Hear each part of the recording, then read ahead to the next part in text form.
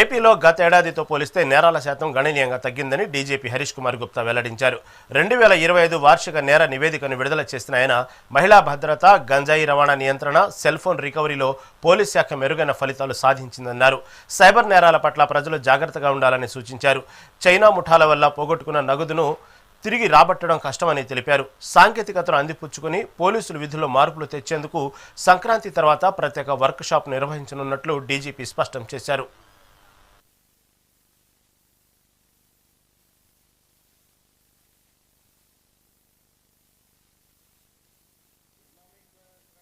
కొంచెం పెరిగింది, అది సహజంగా పెరుగుతుంది. అన్ని కంట్రీ మొత్తం స్టేట్స్లో పెరుగుతుంది.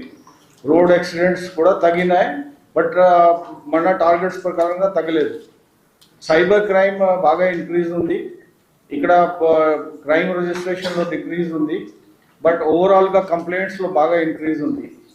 ఈ social media apps, Telegram groups, ఈ ఇన్వెస్ట్మెంట్ ఫ్రాడ్స్ ఇవన్నీ జరుగుతున్నాయి. ఈ బాడీ క్రైమ్లో మేజర్గా చెప్పినట్టుగా రైటింగ్లో దాదాపు 55% డిక్రీజ్ ఉంది. మర్డర్స్ తగ్గినాయి ఆల్మోస్ట్ 10%. కిడ్నాపింగ్స్ తగ్గినాయి. హర్ట్, గ్రీవియస్, సింపుల్ రెండు హెడ్స్లో తగ్గినాయి. Culpable homicide not amounting to murder కొంచెం ఇంక్రీజ్ ఉంది. ఎందుకంటే మన రోడ్ యాక్సిడెంట్స్లో ఈ సెక్షన్ పెడుతున్నాము. రోడ్ యాక్సిడెంట్స్ ఇక్కడ అవుతున్నాయి, ఈ సెక్షన్స్ పెడుతున్నాము. ఎందుకంటే రోడ్ యాక్సిడెంట్స్లో మేము గట్టిగా నిలబడి ఉన్నాము. రోడ్ యాక్సిడెంట్స్ కోసం ఈ సెక్షన్స్ పెడుతున్నాము. ఈ రౌడీస్ మీద మేము ఈ సంవత్సరం ఒక డ్రైవ్ మాదిరిగా తీసుకున్నాము. దాదాపు పీడీ యాక్ట్ ఒక 153 పర్సన్స్ మీద పీడీ యాక్ట్ పెట్టడం జరిగింది.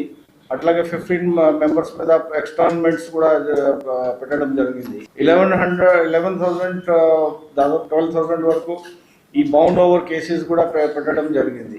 సో ఈ రౌడీస్ మీద బాగా ఫోకస్ ఉంది మనకి.